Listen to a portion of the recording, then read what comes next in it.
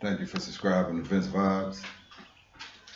Buy my dress like a gangbanger. This is what I used to do.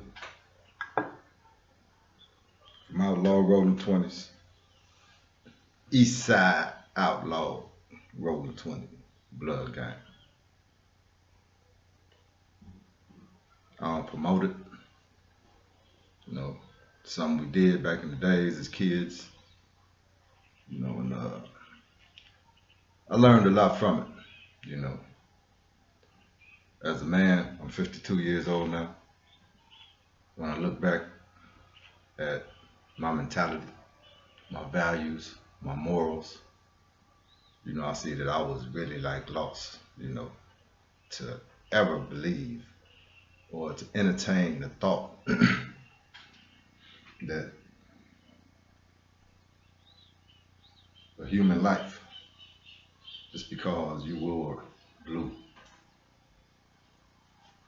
that I had the right to take your life or to hate you just because you wore blue. I don't even know you, but wow, what kind of mentality was that? But why did I decide to address this issue or bring up this topic today? Today it's a serious time. Uh, Black folks is in a very, very, uh, what can I say? I'm not gonna say, we have an opportunity, man. We have an opportunity like never before. We have the whole country. I could say those that's aware of what's been going on with uh, Africans here in America. Uh, they sympathize, they empathize. We got it. You know what I'm saying? It's really important that we, those in the leadership positions, uh, make the right decisions and listen to the people and implement those agendas that we need that's going to benefit everybody. Again, why did I wear the flag, the color? Because I saw an interview that a sister did with Lil Wayne. I wish I could remember the sister's name right now. I think Leslie, uh, beautiful sister. Uh, but she was asking Lil Wayne about Black Lives Matter. And he pulled out his red flag and he said, "This is what matters. He's the blood and all this old stuff." And, you know, man, during my years in prison, uh, saw that on the East Coast, blood was spreading. There was bloods everywhere now, you know, as opposed to when I was growing up, when I was gangbanging. We were short. It was just a few of us. And to be a blood, you really have to have heart. You couldn't just say that you was a blood and pull out the flag. Them Crips was gonna beat you up. Period. If you wore red, and even if you wasn't a blood, you just wearing red. They was going, you was gonna get the same way with us. If we saw somebody that had on too much blue, whether or not he was a Crip or not, it was activities. It wasn't just you claiming blood and you know you wasn't active. You know. Uh, so when I saw Lil Wayne pull out his flag, and I thought about being in prison and the guys that I met from the East Coast and from down south, and just the bloods from worldwide, and how they represented blood. Uh, One thing they did have, they had the history. I was kind of ashamed being from South Central LA. Being from uh, the turf where it all began. That I didn't know as much about the history that they knew. So in some cases, I had to learn some of the history. But one thing that they didn't know, and what the history didn't teach them, was the culture. How we as bloods interacted with each other and the love that we had for each other, because we was short. It wasn't that many of us in the Crips. Like I said, they was active.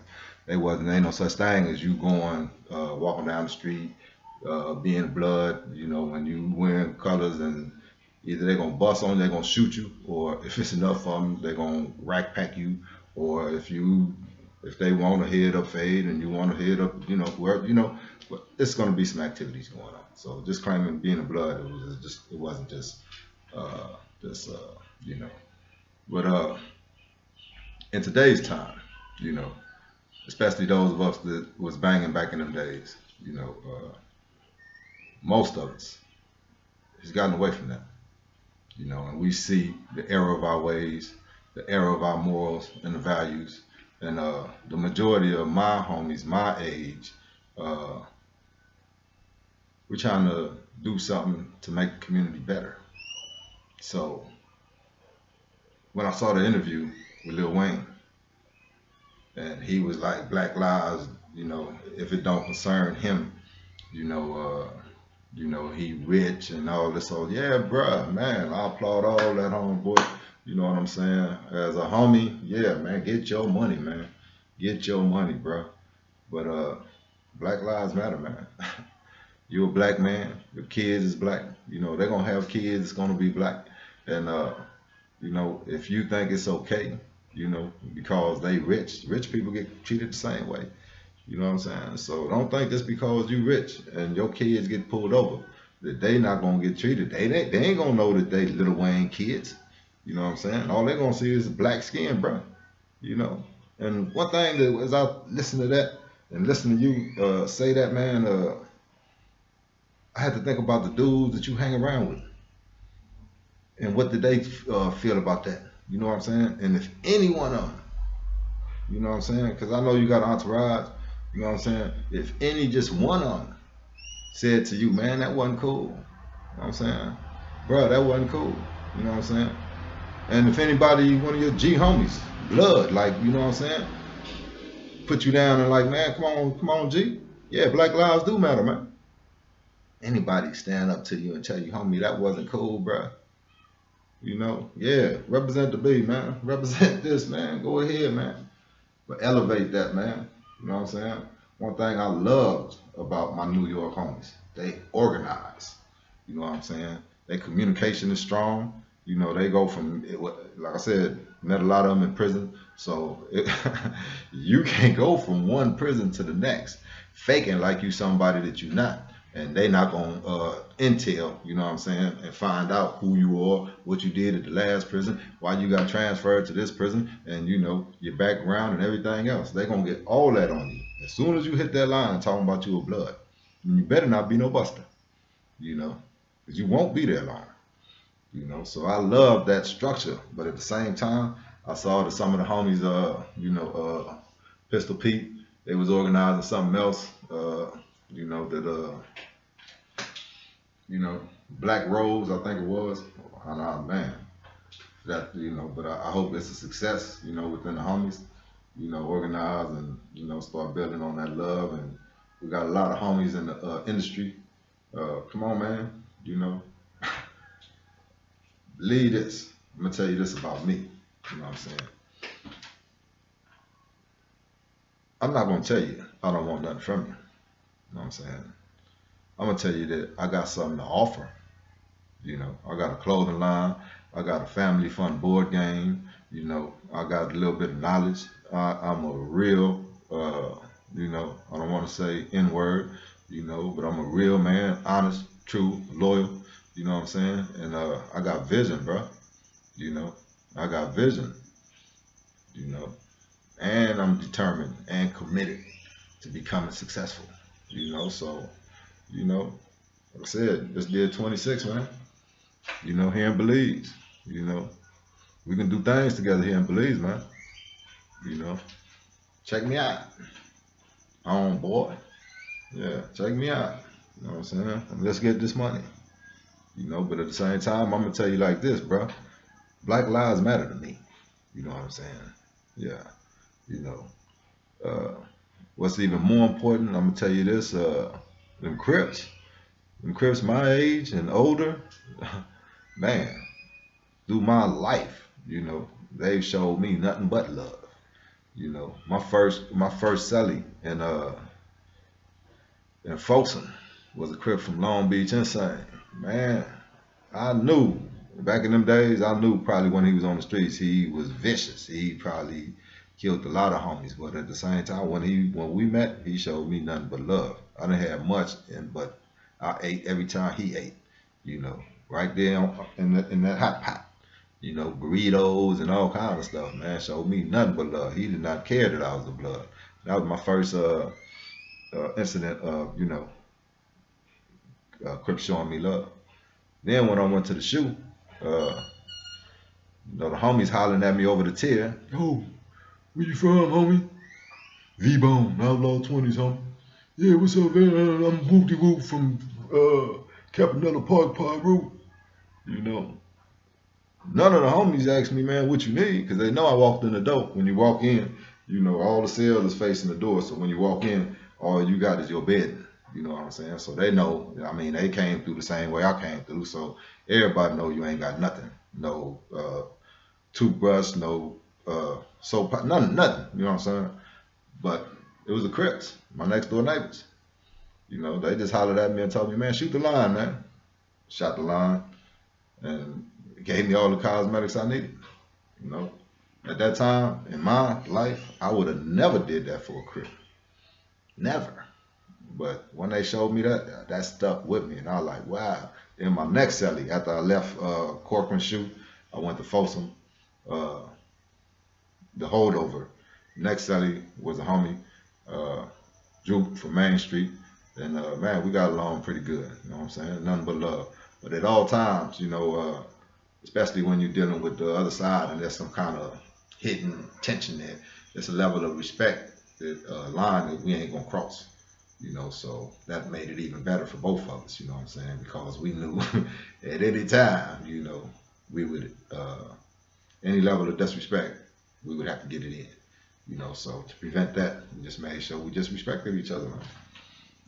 And throughout my years, man, dealing with Crips, man, yeah, we banged back in the days, but as men today, there's nothing but love, man. And I know the majority of them want the same thing we want. We want to erase that period in our lives, you know what I'm saying, where we was destroying our communities, behind this, you know, yeah, it's time to like elevate our communities and, do the best we can for our children, man, because remember this, Lil Wayne, and all the homies, all the B-Dogs, Rick Ross, all the homies, man, that's in the industries, man, representing this thing, man. It's about the kids, man. One day, you might not know me right now. You might not know my kids might not know your kids, but one day, player, this universe is small. My kids might meet your kids. Your kids might meet some other kids. And they're going to be influenced by what the other kids have been taught by their parents, myself, you, or whatever. And then, that's how we grow, man. So don't ever think, bro, that just because it don't directly affect you, that it don't affect you. You know what I'm saying?